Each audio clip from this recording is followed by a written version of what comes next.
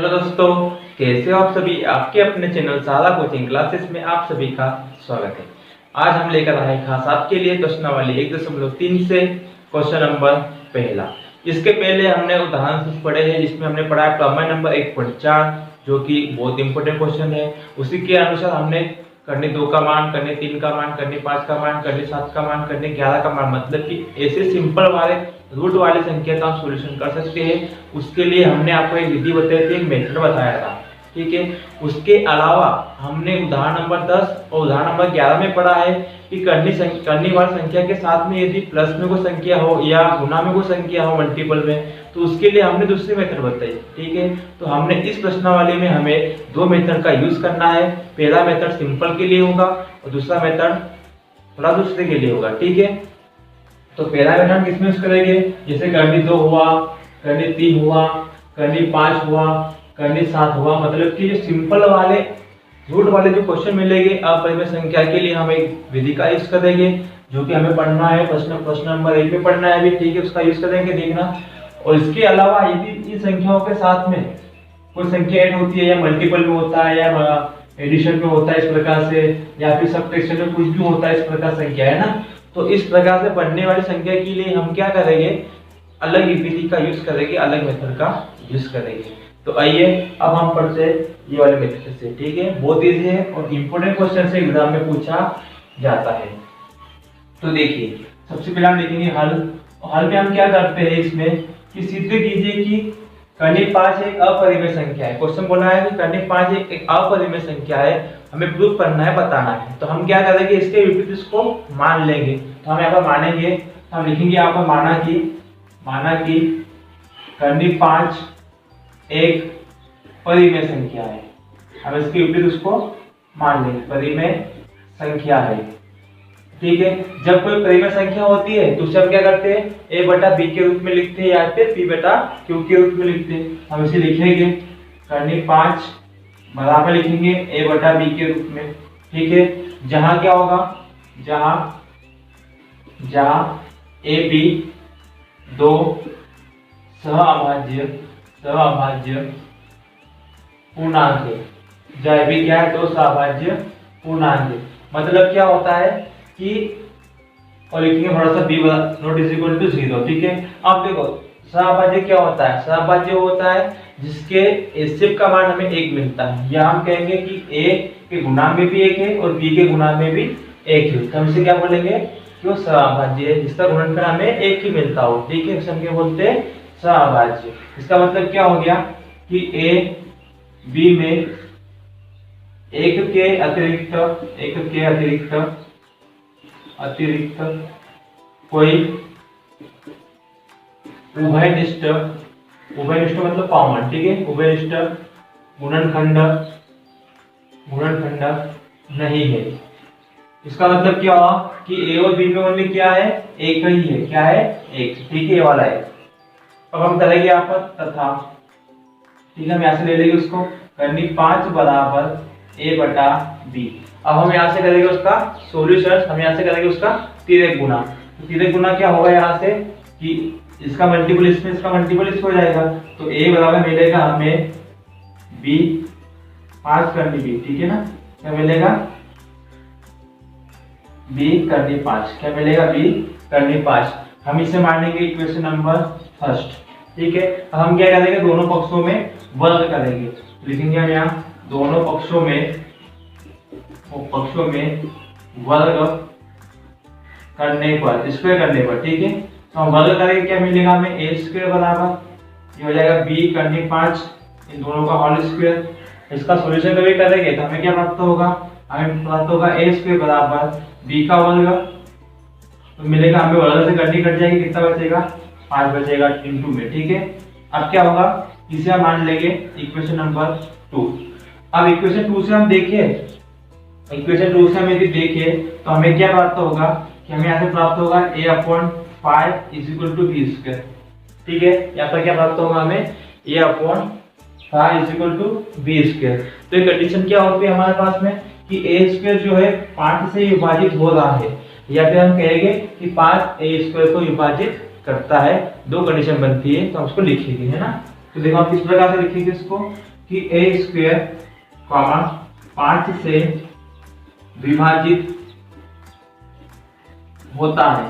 ठीक है, जब ए स्क्वायर 5 से विभाजित हो रहा है तो ये भी क्या होगा, 5 से विभाजित होगा। तो लिखेंगे ए 5 से भी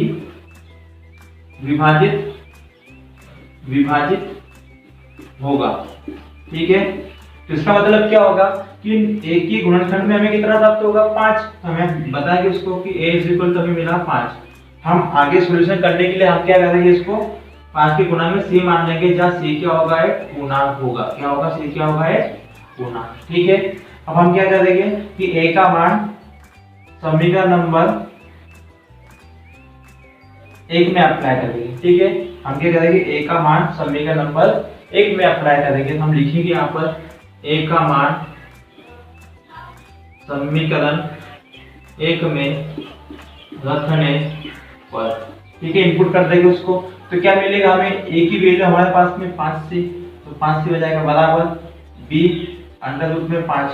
हम क्या करेंगे, दोनों पक्षों में वर्ग करेंगे फिर से, तो दोनों पक्षों में वर्ग करने पर। ठीक है, दोनों पक्षों में वर्ग करेंगे तो क्या मिलेगा, 5c का होल स्क्वायर बराबर b अंडर रूट में 5 का स्क्वायर। ठीक है, हमें प्राप्त होगा। अब हम क्या करेंगे, यहाँ से 5 का वर्ग होता है 25 और c का वर्ग बराबर b का वर्ग से करने कट जाएंगे, कितना बचेगा, 5 बचेगा। तो हमें सॉल्यूशन करना है, तो हम क्या करेंगे, 5 को लाएंगे बटे में। ठीक है, हमें प्राप्त होगा यहाँ से 25c स्क्वायर अपॉन में 5 बराबर मिलेगा हमें b स्क्वायर। ठीक है, यहाँ से हमें प्राप्त होगा। अब हम क्या करेंगे, इसको डिवाइड करेंगे तो 5c स्क्वायर बराबर मिलेगा हमें b स्क्वायर। ठीक है, अब क्या होगा, हम इसे लिख सकते हैं b स्क्वायर बराबर 5c स्क्वायर। इसे इस प्रकार से हम मान लेंगे समीकरण नंबर 3। तो यहाँ से क्या हो सकता है कंडीशन, जिस प्रकार से हमने यहाँ पर कंडीशन बनाई है तो ये कंडीशन यहाँ पर भी अप्लाई होती है। तो यहाँ पर क्या होगा, b स्क्वायर अपॉन में हो जाएगा 5 बराबर हमें प्राप्त होगा c। तो इसका मतलब क्या हुआ कि b स्क्वायर 5 से क्या हो रहा है, विभाजित हो रहा है, या फिर हम कहेंगे कि 5 b स्क्वायर को विभाजित करता है, डिवाइड करता है। तो हम यहाँ पर लिखेंगे b स्क्वायर 5 से विभाजित होता है। ठीक है, वही कंडीशन फिर से लिखेंगे, जब b स्क्वायर 5 से विभाजित होता है तो b भी क्या होगा, 5 से विभाजित होगा, b 5 से भी विभाजित होगा। ठीक है, ये हमने इसको लिखा। अब क्या हुआ हमारे पास में कि इसका मतलब क्या हो गया कि b में भी क्या मिला, हमें 5 उभयनिष्ठ गुणनखंड प्राप्त हो गया है। तो अब हम क्या करेंगे कि समीकरण 2 व समीकरण 3 से स्पष्ट है कि, ठीक है, स्पष्ट है कि क्या स्पष्ट है कि a और b में है ना, कम से कम एक उभयनिष्ठ गुणनखंड 5 है। क्योंकि हमने क्या देखा कि a में भी हमें कितना मिला, 5 मिला था, और b में भी कितना मिल रहा है, हमें 5 से डिवाइड हो रहा है। इसका मतलब क्या हो गया कि a और b दोनों में क्या है, उभयनिष्ठ गुणनखंड हमें कितना मिला, 5 मिला है। तो इससे क्या होता है कि हमारी जो पूर्व कल्पना है, इससे क्या होता है, जो हमारी पूर्व कल्पना है वो हमें कैसे प्राप्त हो जाएगी, विरोधाभास प्राप्त हो जाएगी।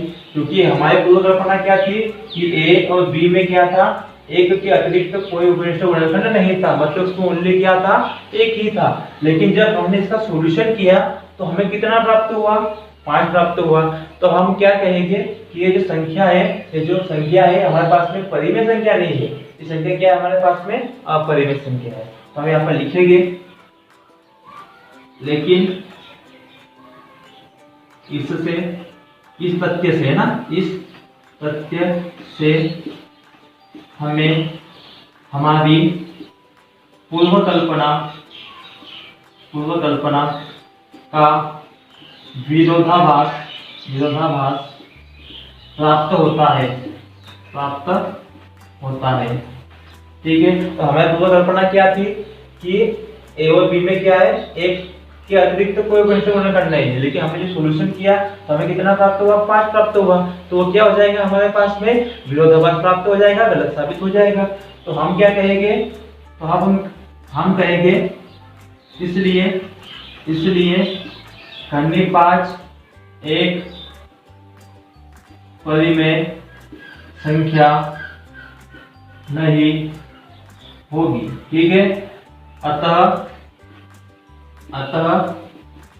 निष्कर्ष निकलता है कि खंडी 5 एक अपरिमेय संख्या होगी। ये हमारे पास क्या होता है, एक मेथड होता है। जब भी इस प्रकार से क्वेश्चन यदि एग्जाम में आपसे पूछा जाए, है ना, करनी 2, करनी 3, करनी 5, करनी 7, तो हमें क्या करना होता है, हमें केवल इसी मेथड का हमें यूज करना है। तो आप इस मेथड को अच्छे से पढ़ लीजिए, है ना, इसको अच्छे से कॉन्सेप्ट समझ लीजिए कि इसमें करना क्या है, इसमें प्रोसेस क्या होती है। यदि आपको समझ में आया है तो मैं आपको यकीन दिलाता हूँ आपको बोर्ड एग्जाम में काफी अच्छे नंबर मिलेंगे इस अध्याय से, क्योंकि इस अध्याय से ही क्वेश्चन एग्जाम में भी पूछा जाता है। तो ठीक है, अब हम पढ़ेंगे अगला क्वेश्चन। देखिए अगला क्वेश्चन है हमारे पास में, सिद्ध कीजिए कि 3 + 2 करनी 5 एक अपरिमेय संख्या है। तो हमारे पास में क्वेश्चन क्या बोला गया है अभी, कि सिद्ध करना है, हमें दर्शाना है, प्रूव करना है कि 3 + 2 करनी 5 एक अपरिमेय संख्या है। तो ये जो क्वेश्चन हमने पढ़ा है उदाहरण नंबर 10 पढ़ा है, उदाहरण नंबर 11 में पढ़ा है। और ये क्वेश्चन किस बेस पर है, अगली विधि के बेस पर है, ठीक है। इसके पहले वाले जो क्वेश्चन किया था वो पहली विधि का यूज किया हमने सिंपल के लिए। अब जो दूसरी विधि का यूज करेंगे हम इस प्रकार के क्वेश्चन के लिए करेंगे, देखिए क्या होता है, ठीक है। स्टार्ट करते हैं इसको। तो हम क्या करेंगे, जब भी हमें अपरिमेय संख्या दिया होगा तो हम उसे क्या मानते हैं, उसके विपरीत मानते हैं, उल्टा मानते हैं, जिसमें मान लेंगे परिमेय संख्या। तो माना कि 3 + 2 करनी 5 एक परिमेय संख्या है, ठीक है। हमने माना है जब परिमेय संख्या होती है तो उसे हम क्या करते हैं, a/b के रूप में या p/q के रूप में लिखते हैं, जहाँ क्या होता है b0 = 0 होता है। अब यहाँ पर क्या है, ab क्या होगा, पूर्णांक होगा, ab एक पूर्णांक है, ab क्या है, एक पूर्णांक है, ठीक है। हम इसको दर्शाएंगे। अब क्या करेंगे, हम इसका सॉल्यूशन करेंगे।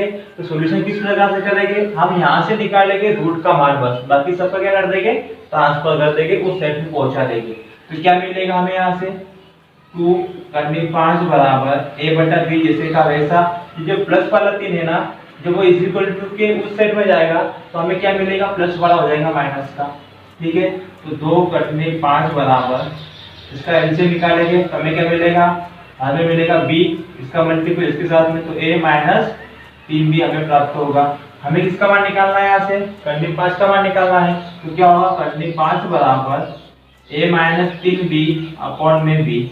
अब ये 2 है, गुना में था तो गुना वाला का जाता है अपना बट्टे में जाता है, हमें क्या मिलेगा 2। इसे हम मानेंगे समीकरण नंबर 1, ठीक है। अब हमने क्या किया है, यहाँ से हमने करनी का मान निकाल लिया है, ठीक है। जब हमने करनी का मान निकाल लिया तो हम क्या मानेंगे, आज समीकरण नंबर 1 मान लेते हैं इस विधि में, ठीक है। अब क्या होगा यहाँ से, अब हम यहाँ से थ्योरेटिकल लिखेंगे, ठीक है, क्योंकि हमें थ्योरेटिकल लिखना ही पड़ेगा। इसके बाद समझाना पड़ेगा कि परिमेय संख्या है तो ये परिमेय संख्या नहीं होगी तो हम क्या कहेंगे कि अपरिमेय संख्या है, हमारा प्रूफ हो जाएगा। तो हम करते हैं उसको, ठीक है। हम क्या लिखेंगे यहाँ पर कि a b एक पूर्णांक है, a b क्या है, पूर्णांक है। जब a b एक पूर्णांक है, जो हमें संख्या मिलेगी इस सेट वाली, ठीक है, ये संख्या मिलेगी ना हमें, क्या होगी, परिमेय संख्या होगी। इसलिए ब्रैकेट में लिखेंगे उसको a - 3b/2b एक परिमेय संख्या होगी, ठीक है। जब यह परिमेय संख्या है और उसके इक्वल में क्या है, 5 करनी 5 है, तो करनी 5 भी क्या होगा, एक परिमेय संख्या मान सकते हैं इसको। हम यहाँ पर लिखेंगे संख्या होगी तब करनी 5 भी एक परिमेय संख्या होगी, ठीक है, परिमेय संख्या होगी। किस कंडीशन में होगी, जब ये परिमेय संख्या इसके इक्वल टू में, तो करनी 5 को हम परिमेय संख्या बोलेंगे। लेकिन हमारा यह तथ्य हमें विरोधाभास प्राप्त होता है, हमें विरोधाभास प्राप्त होता है। कथन कौन सा, तथ्य कौन सा हमारा, ये कर्णिक 5 एक परिमेय संख्या है और हम जानते क्या है कि कर्णिक 5 क्या होता है, अपरिमेय संख्या होता है। इसलिए हम क्या कहेंगे कि हमारा जो तथ्य है हमें विरोधाभास प्राप्त होता है, क्योंकि कर्णिक 5 एक अपरिमेय संख्या होती है। ठीक है, क्या होती है, कर्णिक 5 एक अपरिमेय संख्या होती है। अतः हमारा निष्कर्ष निकलता है कि हमारा निष्कर्ष निकलता है कि 3 + 2 कर्णिक 5 एक अपरिमेय संख्या होगी। ठीक है, ये अपने को थ्योरेटिकल लिखना ही पड़ता है। तो बहुत इजी क्वेश्चन है, जब भी क्वेश्चन पूछे तो हमें इसी विधि का यूज करना है। इस प्रकार से हमें इक्वेशन बना लेना है, इक्वेशन सेट वाले को इस प्रकार से ब्रैकेट में हमें लिखना है। जो सेट में मिलेगा उससे हम क्या बोलेंगे कि परिमेय संख्या है, लेकिन कंडीशन होती है अपरिमेय संख्या होती है, जिसके कारण हमें हो जाएगा हमारा विरोधाभास हमें प्राप्त हो जाएगा कथन। ठीक है, तो हम क्या बताएंगे कि कर्णिक 5 जो होता है वो जो भी संख्या मिली है ना, तो वो क्या होता है हमारे पास में अपरिमेय संख्या होती है। तो हम इससे हमारा निष्कर्ष क्या निकलेगा कि भाई परिमेय संख्या नहीं है, ये क्या हो जाएगा, अपरिमेय संख्या हो जाएगा और हम क्वेश्चन को उसको लिख देंगे। आशा करता हूँ आपको वीडियो समझ में आया होगा। यदि वीडियो समझ में आया है तो वीडियो को लाइक कीजिए, अपने दोस्तों के साथ शेयर कीजिए और कमेंट में कीजिए कि आपको वीडियो समझ में आया कि नहीं आया। यदि आपके लिए कुछ डाउट हो तो आप कमेंट कीजिए, ताकि हम कमेंट को देखकर आपके लिए और भी अच्छे से इस क्वेश्चन का सॉल्यूशन कर पाए। ठीक है, तो थैंक यू।